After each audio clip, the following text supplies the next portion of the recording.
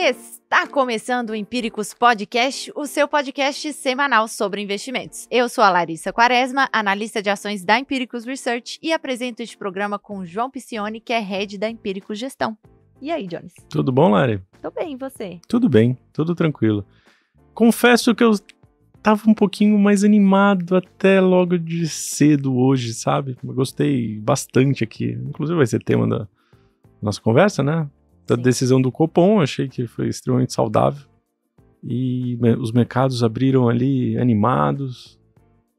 E aí, nessa tarde, as coisas começaram a se deteriorar. Mas... Pois é. Quando a gente acha que vai, né? Agora vai. É assim Bom, mesmo. vamos entender o que está acontecendo no episódio de hoje. Depois do BC ter interrompido o ciclo de corte de juros ontem, né? Mantendo a Selic em 10,5%. Com uma decisão unânime, os mercados inicialmente reagiram bem, depois viraram para o negativo e a gente vai entender o que isso significa para os investimentos com Matheus Espies, o nosso analista macro e de política. Seja bem-vindo, Matheus. Muito obrigado, Lari, pelo convite.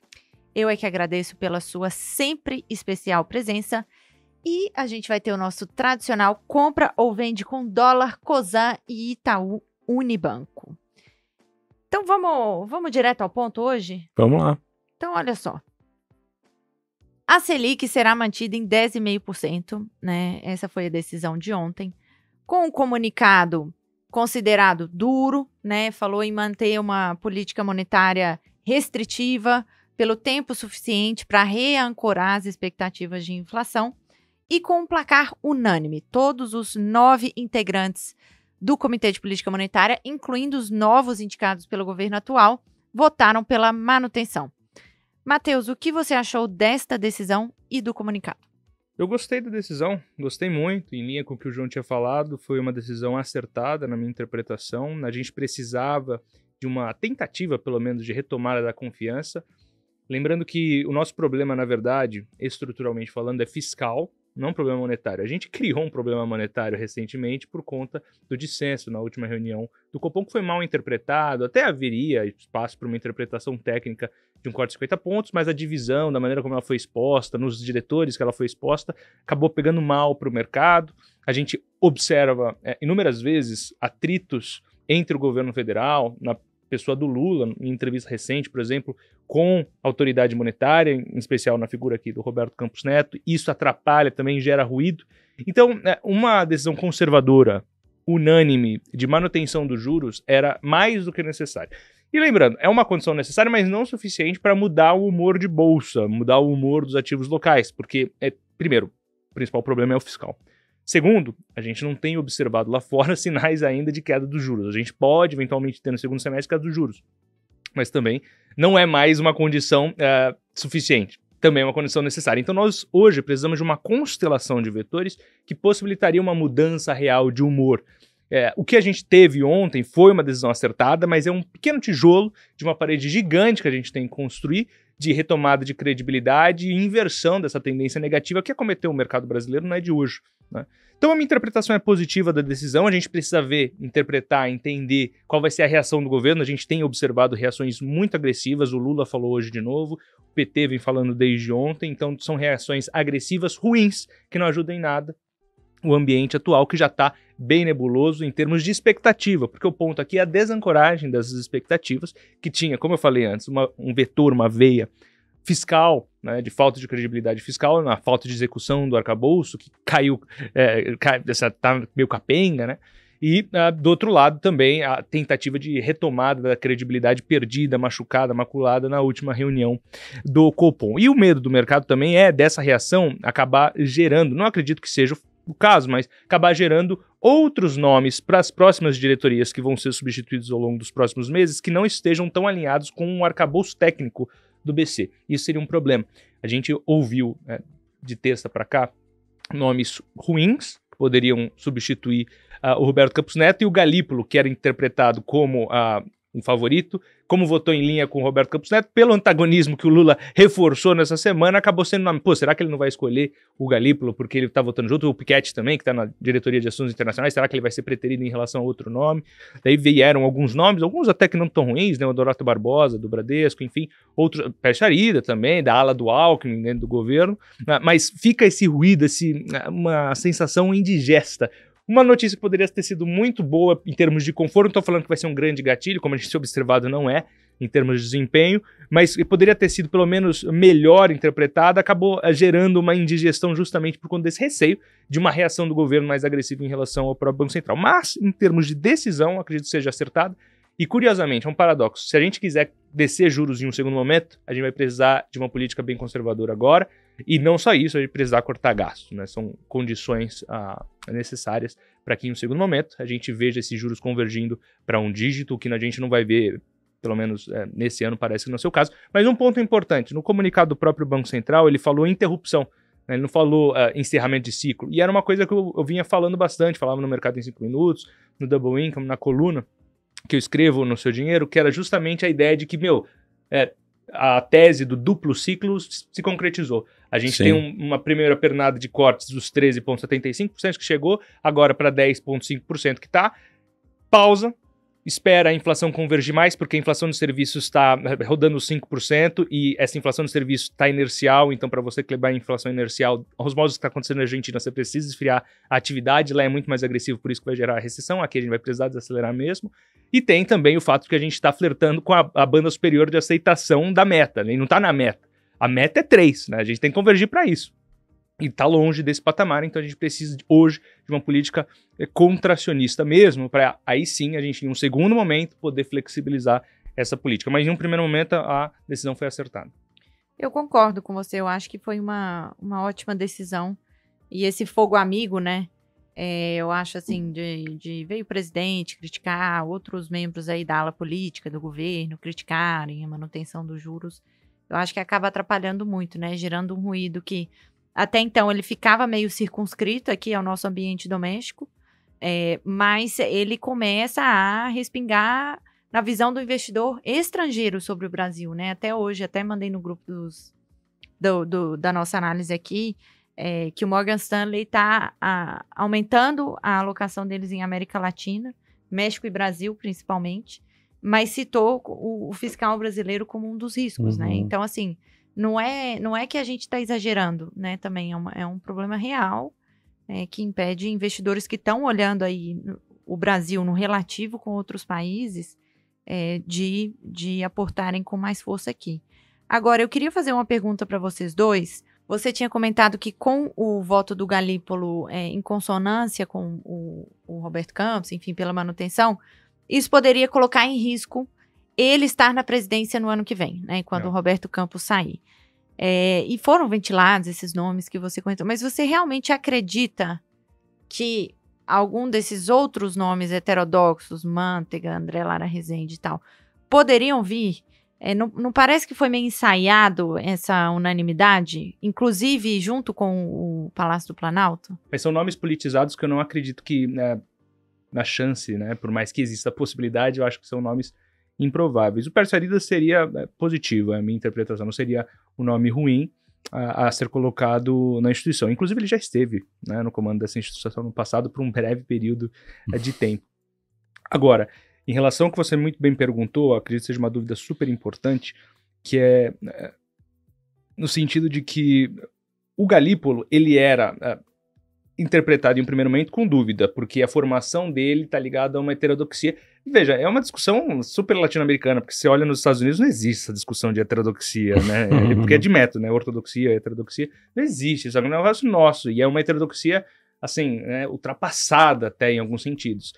Não é que não exista até algumas escolas internacionais, assim, observando na Europa, a gente tem até alguns pensamentos heterodoxos mais modernos. Aqui a gente observa algumas coisas bem ultrapassadas quando a gente fala de heterodoxia, que é método, né? E daí ele tinha um pouco dessa imagem ligada, mas ao longo do tempo, primeiro momento como secretário executivo e depois como diretor de política monetária, ele foi amenizando e agora nessa votação concretizou essa ideia de que, ele está ligado pelo menos ao arcabouço técnico. E daí dentro do arcabouço técnico você pode ser hawkish, você pode ser dovish, daí a interpretação de você poder deixar a taxa de juros mais alta, você é mais conservador ou você é mais flexível em relação ao patamar dos juros, né? Isso é permitido dentro da ortodoxia, dentro do arcabouço técnico do Banco Central. Então, nesse entendimento, ele acabou sendo aceitado. Agora, pelo mercado, né? Eu acho que minha interpretação, mas com muita dúvida ainda. Assim, é um cara que vai ser testado caso ele venha a ter. O nome do Paulo Piketty, que está na diretoria de assuntos internacionais, é um nome alternativo muito bom, né? Respeitado, veio da GV, etc., que tem bastante da sua formação ligada à econometria, então está mais associado aos métodos ortodoxos. Então, seriam maneiras de amenizar um pouco esse choque de mudança, de sucessão, que é algo que tem provocado nervosismo no mercado e vai provocar mais, porque tem outras cadeiras de diretoria para serem trocadas também. Agora, o que você falou é verdade. A fato deles terem votado é o que colocou em dúvida, né? Pô, tá votando junto com o Roberto Campos Neto, o Lula vai querer indicar outro porque vocês estão contra mim. Vocês estão votando junto com o cara, vocês estão contra mim. Que até é um discurso meio demagógico. A gente estava falando aqui agora há pouco, né? É cheio de discurso demagógico. Exemplo agora do que ele falou do dividendo da Petrobras. É um absurdo a Petrobras pagar 45 bi de dividendo para os seus acionistas. Ele é o principal acionista. Esse é discurso demagógico, entendeu? Não existe. Ele precisa desse dividendo, irmão. Você não vai enganar ninguém. Quer dizer, você vai enganar, sim, muita gente. Mas a gente você não engana. E ele vem com essas críticas e bate, não sei o quê, para tentar criar um antagonismo, para caso as coisas deem errado, ele fala assim, não, foi ele ali, ó. Eu vinha falando que tinha sido ele ali, etc e tal. Ao mesmo tempo, talvez não tenha afetado, assim, pode ser a gente esteja antecipando o medo de que talvez não mude, talvez o Haddad consiga fazer uma ponte ali, porque a equipe econômica criticou a entrevista do Lula, a ala econômica criticou a entrevista do Lula e viu com bons olhos, pelo menos é o que a gente teve de conversa nos bastidores, a decisão do BC. Essa é a equipe econômica, que a gente vinha falando também já há algum tempo, que não era de todos os males nem desse governo, aliás, é o que salva um pouco, dependendo do nome que você olhar, né? Tem nomes e nomes ali dentro da equipe da Haddad tem nomes muito bons, tem nomes não tão bons, dentro da equipe da Simone Tebet tem nomes bons, enfim, e daí a gente observa nessa sequência, caso haja um convencimento do Lula, ainda haveria um receio de que, vai ser um Banco Central mais na palma da mão do Lula para ele dar uma dilmada, né, os moldes que aconteceu no Tombini. Acredito que não, porque o Lula é diferente da Dilma. A Dilma tinha convicção nas coisas erradas que ela praticava. O Lula não tem muito dessa convicção, né? Mas assim, ele também tem um pouco das ideias dele que ele quer impor, então dá um pouquinho de medo também. Mas teve aí o exemplo do Meirelles no passado, que deu certo com o Lula, ficou com ele durante seus 2 primeiros mandatos. Acabou dando certo, ele pode usar dessa carta. Seria muito positivo se ele indicasse um nome associado. Desde esses nomes alternativos que apareceram, o próprio Pércio Arida, que você voltou, né? Ele participou da equipe de transição, estava associado ao Alckmin durante a campanha, estava durante a campanha associado ao Alckmin em 2018 também, inclusive. É um nome que teve no mercado, inclusive no próprio BTG. É um nome respeitadíssimo na academia. Então o Pércio é um nome bem respeitado. O Honorato Barbosa, também muito respeitado, economista-chefe do Bradesco. Então são nomes bons. Dá para fazer a coisa certa, dá para ter um caminho aqui a ser perseguido. Se ele vai fazer isso ou não, aí é a grande dúvida, e por isso que o mercado tem um pouco de receio. Agora, vamos botar uma perspectiva aqui. Hoje são 9 diretores que compõem o Copom, né? Sendo que 5 foram indicados pelo governo anterior e 4 foram indicados pelo governo atual. Esses 4, me corrija se eu estiver errada, eles, quer dizer, os 5 que são do governo anterior, eles serão substituídos até o final do ano, Não né? todos. Se eu não me engano, são 3 que serão substituídos até o final do ano, Serão inclusive 3. o presidente do Banco Central. Tá certo. Então, a gente... E no final do ano, na virada, né? Na virada do ano, junto com a substituição Sim. do presidente do BC. Então, o governo atual vai de 4 para 7 nomes ali que compõem o Comitê de Política Monetária. Inclusive o presidente. Será que o mercado não está precificando esse medo também, sabe? Porque o Copom, ele é um órgão colegiado, né? Beleza, por mais que você coloque um presidente lá, não sei até que ponto existe essa pressão de você votar junto com o presidente do Banco Central, no Copom. Fazem o que vocês quiserem, mas eu, que sou o presidente, estou votando pela manutenção. Vocês, né, façam o que quiserem. Então assim, eu acho sim que tem riscos aí, mas eu acho que tem muita coisa ensaiada, sabe? Eu acho que tem muita coisa ensaiada E só que o mercado, ele vai precificando, né? Mesmo isso que tá... Assim, vai ser o pior emprego do mundo, definitivamente, para quem sentar naquela cadeira. Porque a pressão do governo vai ser gigantesca, a gente vai estar com gastos acima desse ano, certamente, vamos estar com um problema fiscal grande. As receitas que a gente teve nesse ano, a gente não vai ter o ano que vem. Estamos aqui na torcida para que o mundo agro continue gerando um superávit comercial, para que o petróleo continue nesses preços, para a Petrobras conseguir pagar lá seus dividendos, né, Matheus? Não tem muito jeito. Precisa que pague esse dividendo. Parece que o quadro para o governo, assim, para o ano que vem, ele vai se complicando cada vez mais, e à medida que você olha esse tipo de construção que está sendo feita, eu vou dizer que traz um pouquinho de medo. E falo mais, assim, essa curva de juros no final, ela pode se descolar muito da realidade do ano que vem. Se o mercado internacional continuar nessa passada, né, se a economia americana vai continuar nessa passada positiva que a gente está vendo, e não houver desaceleração, e aí o sentimento é que, vamos lá, quem quer que ganhe as eleições não vai querer desacelerar gasto fiscal nos Estados Unidos, ou seja, você vai continuar com uma pressão ali né, de crescimento grande, e aí, consequentemente, uma inflação ainda pegajosa, sticky. Uhum.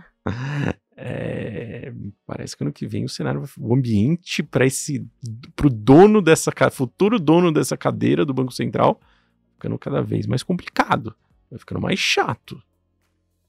Então, eu queria explorar exatamente isso, né? Porque você usou uma expressão que eu gostei, Matheus, que é uma constelação de fatores favoráveis, né? Que precisam acontecer. É um alinhamento de astros aí, para que a nossa bolsa volte a andar, né? Assim. Tem um ponto em relação à bolsa. Talvez o ajuste venha por outra variável e abre espaço para a bolsa voltar a andar. Justifique sua resposta, não entendi. Talvez o ajuste venha no câmbio. E a gente vai ver bolsa e câmbio subindo de novo. Para um novo nível, para um novo patamar. Vamos lá. Se a bolsa brasileira... Vamos lá. Se a gente perde esse câmbio ano que vem por causa de um ambiente como esse, a dólar já está em 5,47, né? Já andou um bocadinho. Bastante.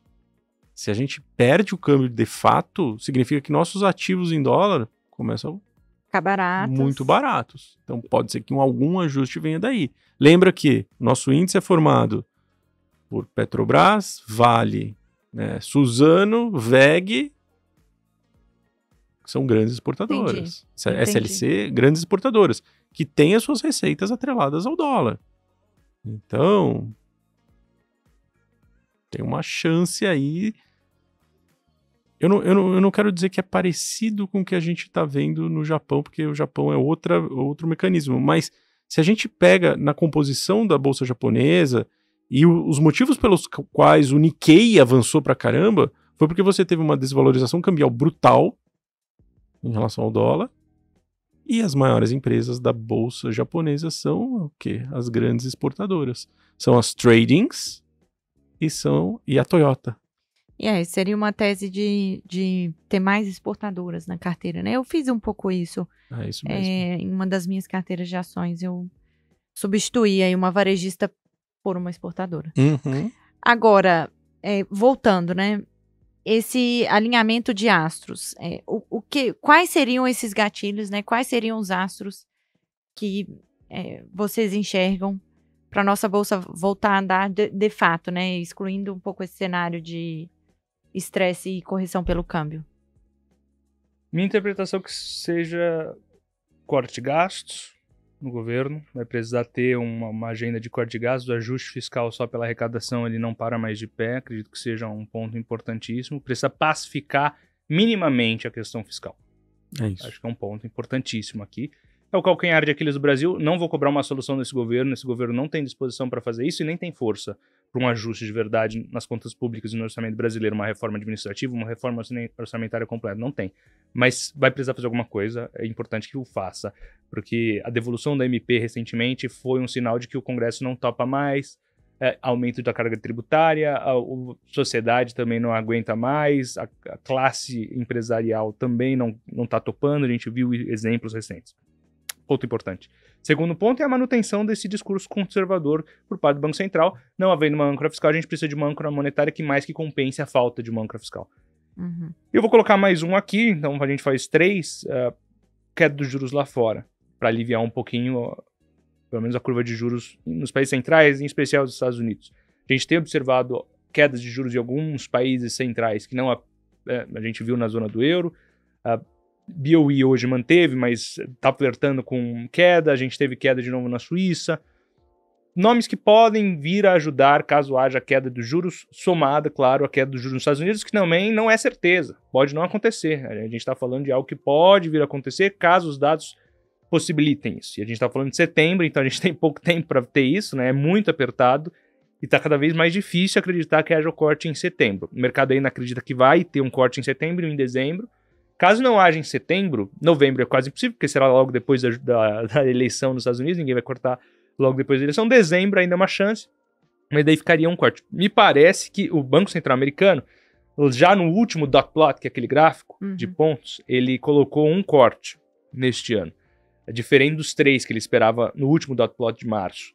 Já é um ponto. Ele pode mudar até o próximo dot plot, enfim, a gente pode convergir para 2 cortes, caso os dados permitam. Difícil. Mas é possível. Você tinha comentado de como os membros no interior de um comitê de política monetária votam em linha ou não com o presidente. Nos Estados Unidos, tem até não existe uma formalização, mas é um entendimento implícito de você seguir a liderança, por mais que você divirja dessa liderança nas suas falas, etc. Isso acontece. Historicamente aconteceu nos Estados Unidos. A gente observa hoje o Powell com um discurso muito mais dovish relativamente ao que a gente observa nas falas dos demais membros. Então eu observo o Fed muito hawkish, na verdade, por mais que o Powell ele tenha uma visão, porque ele parece ser um tipo de presidente, um estilo de presidente diferente do que eu acreditava do começo do mandato dele, mas vejo que cada vez mais é assim, que é um cara que ele tenderia a topar uma inflação levemente superior à meta implícita deles, se for para evitar uma recessão. Me parece que é um pouco da cabeça dele. Não vou colocar aqui porque ele não fala isso explicitamente e nunca falará. Mas é um pouco disso. Mas o Banco Central americano está bem conservador. Então uma chance de corte de juros, ajudaria bastante essa constelação de fatores positivos que poderiam acontecer, mas não é certeza também. Então a gente está num momento de bastante incerteza para os ativos locais. Curto prazo não deve melhorar. Como eu falei, esse tipo de notícia como a gente teve ontem de manutenção da taxa, ela ajuda a parar de piorar com tanta velocidade como a gente vinha tendo, mas também naquele ritmo que a gente estava observando estava bem ruim, né? E Sim. O câmbio estourando para 5,50 quase, que é uma coisa que Brasília e a sociedade brasileira não gosta tanto. O Brasil sente Sim. muito o dólar mais alto porque é uma sociedade importadora de bens de consumo. Tem superávit, mas por conta das commodities, mas é uma sociedade importadora de bens de consumo, então você sente mais câmbio, você pega na inflação, Brasília sente mais, começa a ter uma reação política. Então, se continuar se estourando desse jeito. Então, uma pacificação do tema fiscal, uma manutenção de um tom conservador por parte do BC, que é dos juros lá fora, poderia ajudar. Mas é um contexto super difícil no curto prazo. Eu concordo com esses 3 gatilhos, e eu acho que, assim, um desses gatilhos acontecendo, só um sozinho não vai resolver a coisa. Não. Não sei se assim, os 3 são necessários, né? Pelo menos 2 coisas aqui, né? Tem que acontecer, né? Tem que acontecer. Beleza, não corta gastos, mas mantém o BC conservador e cai o juro lá fora, né? Eu queria cada vez mais, na verdade, acho que a gente vem falando aqui, né? A probabilidade da queda de juros esse ano, ela vem diminuindo e ela começa a diminuir com a passos largos agora, né? Você olha os dados da economia americana, assim, simplesmente não vão dar espaço para o Powell baixar o juro da economia. Eu tô com a projeção aqui do PIB para o segundo trimestre desse ano, que se encerra daqui a 10 dias. PIB americano. E a projeção está em 3% de crescimento. Imagina que esse dado, a primeira versão desse dado vai ser divulgado ali mais ou menos dia 30 de julho. né? Sai o primeiro número do PIB, em meio aos resultados corporativos que provavelmente vão continuar vindo com uma dinâmica bastante positiva. Vamos lembrar que lá fora, essa temporada de férias, assim, vai ter um ânimo extra aí, teve evento lá fora, o pessoal vai visitar Paris para as Olimpíadas, então tem um movimento quente na economia americana. E a segunda estimativa do PIB do segundo trimestre sai alguns dias antes da decisão do Fed. E provavelmente a gente vai ver esses 3%, que seja 2,5% de crescimento. Não justifica queda de juros. Que eu concordo muito com você, porque assim, por a economia estar forte, eles não precisam ter pressa para cortar. Os juros... Embora eles pareçam querer muito cortar logo. É isso, né? O juros real nos Estados Unidos está 1%, gente. Se a gente olha isso numa ótica para frente, a inflação nos Estados Unidos é 3,2%, 3,3%. O juros de 10 anos está quanto? 4,3% hoje 4,3%, 4,2%. A gente está falando de 1%. Me parece que, assim, você tem condição ali de fazer uma economia que já é forte pra caramba, que já é potente. Você tem condição de fazer essa economia rodar, mesmo com esses juros elevados. Para contrair atividade, talvez o Powell tivesse que levar esses juros lá para, sei lá, 6, 7. E vamos lembrar que do outro lado tem a questão da liquidez, que eles estão fornecendo no mercado e vai acelerar agora em julho. Né, que tem lá os leilões da Yellen, as T-bills, isso libera a caixa para os bancos voltam a emprestar dinheiro, e essa bicicleta vai continuar pedalando, fora o dinheiro que a Yellen vai querer gastar para fazer eleger o Biden. Cara, isso é muito curioso, assim, qualquer dia eu tenho vontade de chamar aqui, João, alguém, talvez junto com o Matheus também, para falar desse fenômeno que é os déficits públicos e as dívidas públicas astronômicas que a gente tem hoje no mundo, sabe? Porque, assim, é um fenômeno global, tem nos Estados Unidos, tem na China, tá acontecendo no Brasil, né? A gente viu o setor privado, ao longo desse ciclo de alta de juros, se desalavancar brutalmente, porque as empresas foram obrigadas a fazer isso, né? Ou se desalavanca ou vai ter que sair, né, do mercado. Mas os governos, eles não passaram pela desalavancagem. Na verdade, o que aconteceu foi justamente a transferência da dívida privada para o setor público. O setor público bancou a brincadeira ali do pós-Covid, em todos os lugares do mundo. E o que a gente precisa ter muito na cabeça em relação aos Estados Unidos quando você compara com o resto do mundo, você tem uma economia que é muito mais pujante, uma economia que sabe viver bem de crédito, que tem um mercado acionário que gera riqueza. Olha quanto dinheiro os americanos estão ganhando esse ano, gente. Enfim, existe um efeito riqueza que gera muito debate nessa questão se o juros sobe e gera efeito riqueza ou não, mas nos Estados Unidos tem um pouco dessa construção, porque os boomers têm muito dinheiro no banco, então tem um efeito riqueza associado a juros mais altos aqui, e a gente não sabe ainda avaliar o quanto disso é o que está também segurando a economia americana. E aí você tem uma economia endividada, mas que quando você compara... Vamos ao exemplo da França, a gente teve aqui com o analista francês aqui perto. A França, que não tem uma economia tão assim, né, potente, quer dizer, é potente, mas, enfim, é uma economia mais velha. Os investidores poupam, não investem, né, então... E que tem um endividamento que vai estar meio pau a pau e que agora está começando a ser renovado. É um endividamento que até então se aproveitou ali dos juros negativos. Eu até escrevi isso no Diário de Bordo hoje, que assim, é um site acho que é muito poderoso. Se aproveitou do juros negativos e agora o que ele tem que fazer? Se financiar 4,5% ao ano. Então o serviço da dívida francesa vai começar a aumentar brutalmente. E o nível de endividamento dos países europeus, de forma geral, vão começar a avançar muito. Ou seja, nesse cenário, você prefere ter o quê? Dólar ou euro? Dólar. Aí quando você olha para países emergentes, o que você prefere ter? Dólar. Vai ter dólar no nosso comprovente. E quando você olha para Japão, eu prefiro ter dólar. China, prefiro ter dólar. Então, me parece que essa construção, esse endividamento, ele não traz muita preocupação para o americano, mas é porque você tem realmente alguns pontos ali que retira assim, a preocupação mesmo de ter a moeda, a preocupação do próprio endividamento. A vantagem comparativa dos Estados Unidos, da moeda americana frente ao resto do mundo hoje é abissal, é gigantesca. Eu acho que eu já sei, então, sua resposta para o compra ou vende do dólar. Depende do curto prazo, né? Então, vamos lá. Bora pro nosso compra ou vende? Bora. Então, vamos lá, hein? Compra ou vende, assumindo que você não tem carteira, dólar a R$ 5,47. Olha, Lari, eu, assim, até hoje de manhã, no curtíssimo prazo, eu venderia. Aí o dia foi ficando intenso, né?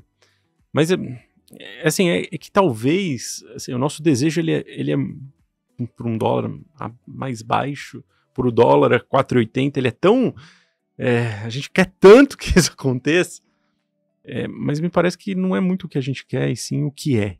E o que mostra uma probabilidade de deterioração no cenário, conforme a gente discutiu aqui, meio que grande. Talvez o ajuste tenha que vir no câmbio mesmo, né?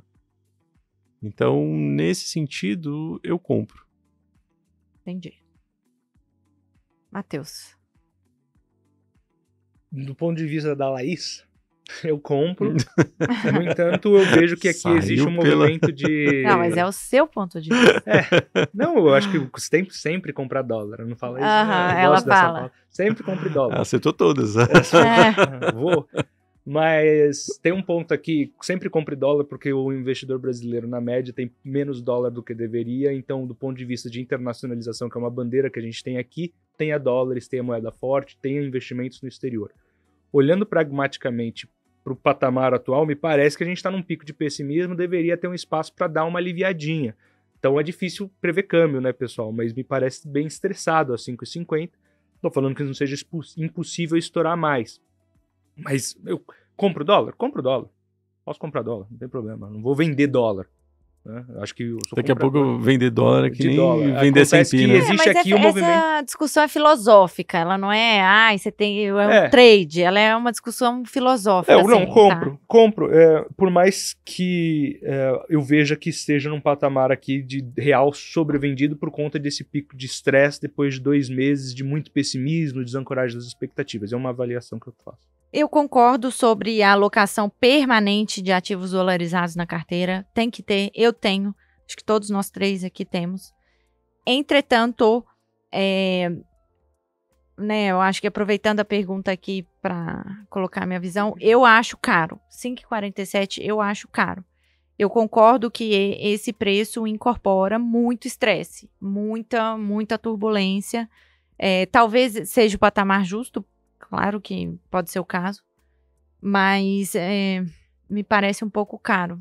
Então, e hoje, inclusive, eu achei que seria um bom dia para comprar dólar. Eu achei que ia desabar o dólar hoje. Eu achei que ia cair muito depois desse cupom unânime, né? Mas não caiu. Então, eu continuo vendendo, assim, taticamente, né? Sei lá.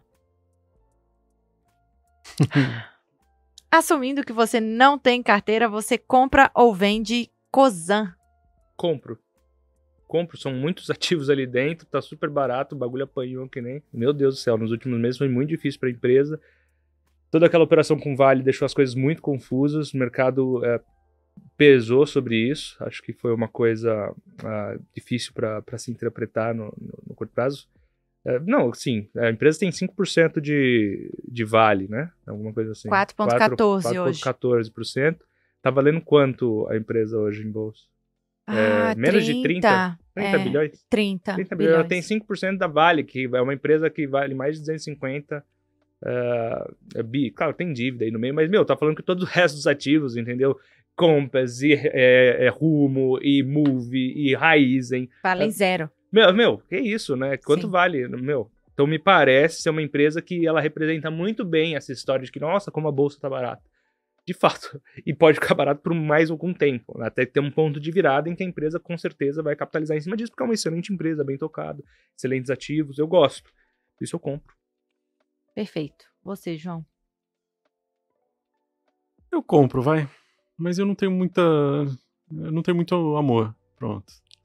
Não, amor a gente tem pelo namorado, pela mãe, né? Pelo cachorro, pelos filhos. Amor é uma palavra muito forte para uma ação. Mas concordo, eu não tenho amor por ela, não. Eu tenho amor por outras coisas. Eu não tenho mais uma tese tão bem definida em relação a Cosan. Talvez, assim, pra mim 24 bi ela tá valendo. Olha isso, cara. Que loucura. Parece uma empresa muito barata. E aí, se a gente pensar até sobre a ótica dolarizada, né? Imagina que esse negócio, então, 24 bi dividido por 5, 6. Tô falando que a empresa vale 4 bi de dólar. Isso aí. Me parece muito barato, né? Uma empresa que detém uma boa parte da infra brasileira. É um negócio parece meio surreal, né? No Brasil existe gargalos de infraestrutura no Brasil. Excelente forma de surfar a gente fechando esse gargalo. Sim. Por essa ótica, eu acho muito barato mesmo. Eu compro. Eu acho que a ação, ela apanhou tanto esse ano, porque um dos principais gatilhos, né, de curto prazo, na verdade eram dois, que meio correlacionados, né? Um era a queda de juros, que acabou sendo postergada, a queda de juros lá fora, principalmente, porque Cosan é uma empresa que trabalha mais alavancada, tem muita dívida em dólar, né? Um pouco por causa da compra da Vale, que você falou, Matheus. Então, assim, eu acho que o adiamento do corte de juros pesou. E um outro gatilho, que era a listagem de alguma das subsidiárias da companhia não listadas, né? Compass ou a Moove. Compass é a distribuidora de gás, né? E a Moove é a produtora e distribuidora de lubrificantes, com uma presença internacional fortíssima, quiçá maior do que a presença que ela tem na América Latina, na Europa e nos Estados Unidos. Então, assim, esse papo, né, com a piora do mercado e tal, o papo do IPO tinha esfriado. Então, assim, o gatilho para o fechamento do desconto de holding ficou meio fora do radar, mas ele voltou, né? Ontem vazou a notícia de que a Moove, que é a de lubrificantes, teria contratado aí um sindicato de bancos para trabalhar no IPO lá fora. Então, eu acho que, sabe, eu fico até mais animada no curto prazo, assim, com o papel. Eu acho que é um gatilho bem importante, IPO de qualquer subsidiária. Agora, por último, assumindo que vocês não têm carteira, compram ou vendem Itaú Unibanco. Por favor, faça as honras. Eu compro, de balde. Nossa senhora. Mas não vendo apartamento para comprar, não. Eu compro de balde, assim, dizendo que é uma posição que eu tenho uma certa convicção, né? É uma posição grande aqui pra gente em diversas carteiras. Inclusive fez o encontro com investidores deles essa semana. Saiu na mídia também algumas trechos aí do evento, que eles vão ter um super app, que antes era restrito aos correntistas, agora qualquer cliente de qualquer produto do cartão, seja um financiamento do Itaú, seja um financiamento, um cartão, vai ter acesso ao mesmo aplicativo, um aplicativo único. Se não me engano, é a partir de setembro que eles vão começar a rolloutar isso. E várias outras coisas, né? Esse é o ano que o Itaú completa 100 anos. Então, 2024, 100 anos de Itaú, atravessou instabilidade política, instabilidade econômica, né? Expansão, recessão, se reinventou diversas vezes e atravessou tudo isso, entregando uma rentabilidade muito alta, e eu acho que é o que deve continuar a fazer nos próximos anos. Reafirmou o guidance. Então, assim, nesse período mais incerto que a gente tá na Bolsa Brasileira, que, como a gente falou, né, a gente precisa de 3 astros alinhados, pelo menos 2. Então, assim, na ausência deles, eu acho que é um ótimo nome para você não passar raiva e para você ter ali um carrego que só de dividendo vai ser 7, 8% dividendo no ano. Então, assim, para mim, é meio no-brainer ter não só Itaú, como BTG Pactual, que é o outro banco grande que a gente gosta. Legal, eu compro também e vou até para uma ótica mais top-down.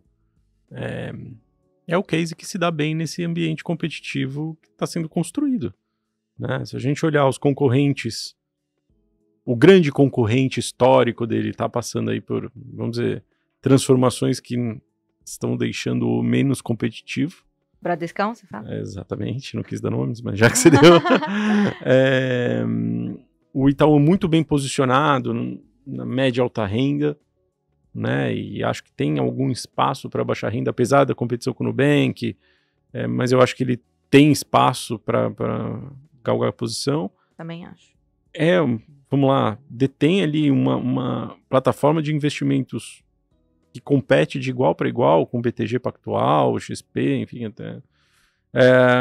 Tá na linha de investment banking, também muito forte, muito poderoso. Então, assim, olhando os fronts, é um banco extremamente forte no ambiente competitivo que está se tornando cada vez mais, vamos dizer, que está encolhendo cada vez mais, né? A gente está vendo sobrarem 2 grandes players nesse setor, né? É isso. Ou 3, vai? A gente pode falar em 3. Itaú, Nubank e BTG. E BTG. É isso aí. Então, me parece, sim, que é um grande player pra gente surfar e tentar aproveitar. Mais um motivo pelo qual aquela história que eu falei ali da Bolsa Brasileira poder andar, né? Justamente porque você tem exportadoras e Itaú como as maiores empresas ali do Ibovespa, né? E se a gente tiver um ajuste no câmbio, pode ser que realmente não dá para o Itaú valer muito menos do que está na tela, né? Então ele teria que subir em reais. Né? Se a gente pensa com a cabeça do dólar, imagina que se o dólar vai muito para cima, ajusta, em reais ela tem que andar também, né? Então, comprador. Muito bom. Matheus? Concordo com o que vocês dois disseram. Um nome gigantesco aí para ter, como você costuma dizer, melhor, sem dor de cabeça, né? Dormir tranquilo. Dormir tranquilo. Faz parte da carteira aqui do Double Income, faz parte do Vacas, faz parte de um monte de carteira aqui da casa, eu gosto.